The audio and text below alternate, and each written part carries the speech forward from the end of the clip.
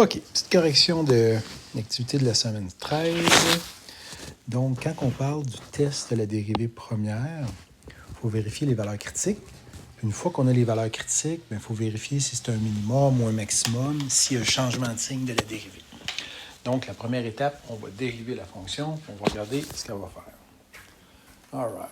C'est un quotient. Donc, on botche le quotient de la façon suivante.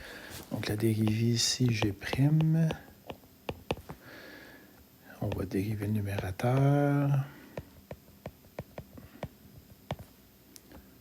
fois x moins la dérivée de x fois moins e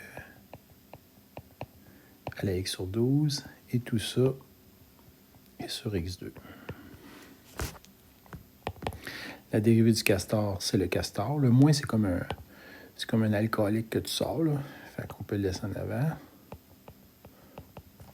Il ne faut pas oublier de dériver la branche. Fois x, ça ne bouge pas. Dérivée de x, c'est 1. Donc, il y a un moins qui est ici. Mais avec l'autre moins ici, bientôt, il va y avoir un plus. Un atome, et tout ça est sur x2. All right. Prochaine étape. Je n'ai pas grand plan, je vais mettre... je dois faire ça un peu comme ça. Après ça, le moins, il va ici. La dérivée de tout ça ici, c'est comme si on avait 1/12. Donc, c'est comme si je sortais un 1/12, puis je dérivais x, qui donne 1. Ou c'est la pente 1/12, tout simplement, là, qu'on peut voir comme ça. Plus, puisque le moins devient plus, sur x2. Qu'est-ce qu'on peut faire avec ça? On se rend compte que le castor qu'on pourrait sortir, donc si je sortais, mettons, moins de castor, il va me rester x sur 12 moins 1, parce que j'ai sorti le négatif, il faut qu'il reste négatif sur x2. Et finalement, ça donne moins castor. À l'intérieur, je le mettais sur 12, c'est comme si j'avais x sur 12 moins 12 sur 12. Tout ça sur x2. C'est comme si j'avais moins x comme ça. X sur 12 comme ça. Puis vu qu'il est sur 12, c'est comme s'il allait en bas. 12x2. Fait que ça, c'est la dérivée première. Si je cherche le test, si on fait le test de la dérivée première de cette fonction-là, puis là, je l'ai défini sur 0 à l'infini, donc il y a toutes les valeurs qui vont annuler. Donc, le but du jeu, c'est de trouver est-ce que cette dérivée-là pourrait être égale à 0. Donc, on se rend compte que le dénominateur, on travaille avec le numérateur. Ça, ici, ça peut s'annuler quand x vaut 12, puis ça ne s'annulera jamais. Donc, il y avait une seule valeur critique qui était 12. Ça fait qu'on pourrait la mettre ici. Et c'est l'endroit que la dérivée donne 0. Donc, on a déjà trouvé que x était égal à 12. Fait que qu'est-ce qu'il reste à faire? Moi, je te dis que si on prend une valeur entre 0 et 12, mettons dans l'intervalle 0, 12 ici, on dit que la dérivée première est positive. D'où que ça vient? Bien, prends une valeur comprise entre 0 et 12, mettons 1, puis si tu rentres 1 dans la dérivée, donc je vais juste changer de couleur pour que ça soit plus clair. Ici, c'est sûr que ça, c'est négatif. Ce que je veux dire par là, c'est négatif. Attends, je peux marquer moins 1, là. Mais ici, c'est négatif. Fait qu'il y avait un moins qui était là, là. Fait que ce moins-là, il est négatif. Quand je rentre la valeur, mettons 1 ici, E à la x sur 12, donc tu remplaces par 1, ça c'est positif. Puis ici, c'est négatif. Donc, un négatif, un positif, puis un négatif, ça reste positif. Bien sûr, en bas, c'est tout le temps positif, là. Donc, c'est pour ça que j'ai marqué plus ici. Là, c'est une valeur plus grande que 12. Donc, dans l'intervalle 12 à l'infini, mettons 14, tu botches 14. Là, dans ta dérivée, ça va être qu'est-ce qu'il va y avoir de différent?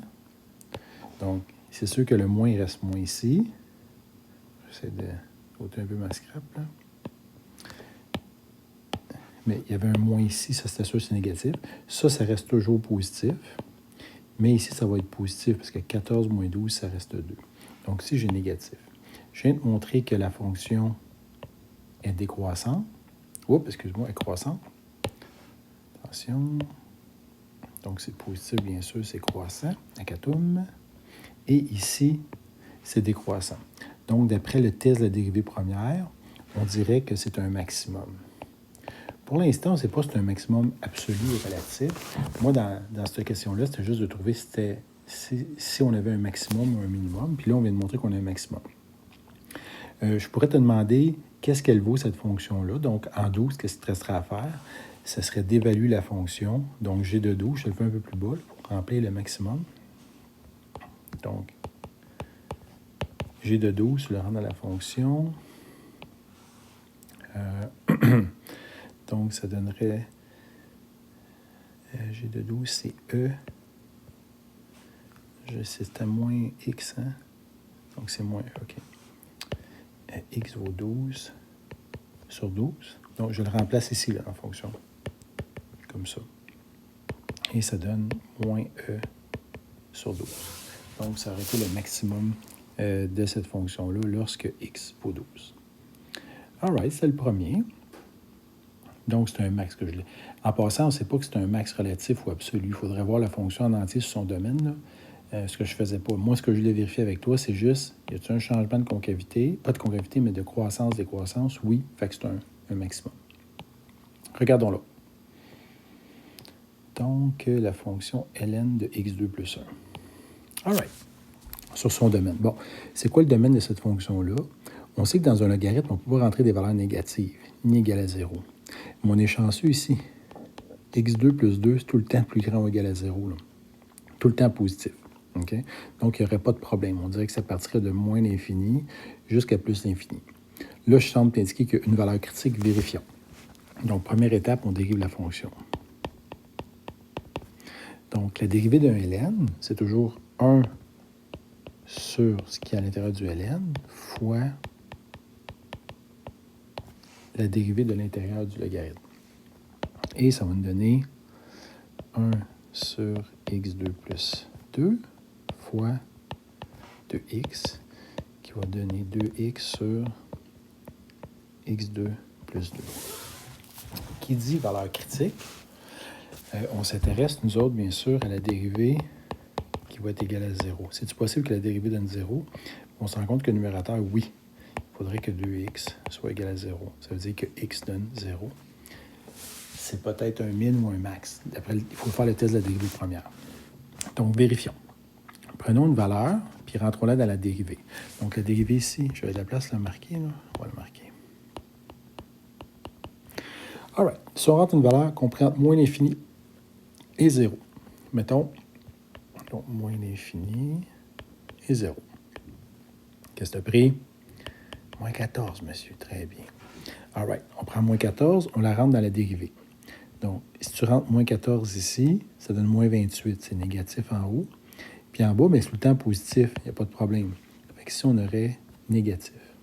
La fonction, elle est décroissante. Puis après ça, de 0 à l'infini, oh, tu pourrais rentrer 14. Et 14 dedans, ça donne plus 28 sur quelque chose de positif. C'est positif. Oh! On voit qu'il y a un changement de signe. Donc, si y a un changement de signe, on sait que c'est la dérivée vaut 0. Ça veut dire qu'on est en présence d'un minimum. On n'a pas assez d'informations sur si c'est un min relatif ou un min absolu. Pour de vrai, on l'aurait ici parce qu'on est sur le domaine au complet, tandis que tantôt, on n'était pas sur le domaine au complet. Fait qu'on sait que la fonction est décroissante, puis ensuite, elle est croissante. Donc, le test de la dérivée première me dit qu'on est en présence d'un minimum absolu dans ce cas-ci. All right. C'était les deux premiers problèmes.